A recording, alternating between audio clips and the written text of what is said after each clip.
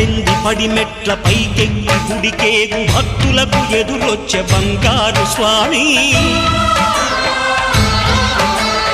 ఇరుముడులు స్పృశించి శుభమనుచు దీవించి జన బృందముల చేరే జగమేలు స్వామి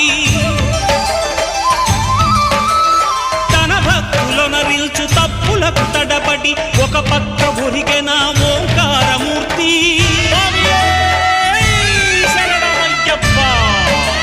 స్వాములందరూ తనకు సాయము కాగా ధీమంతుడై లేచే ఆ కన్య స్వామి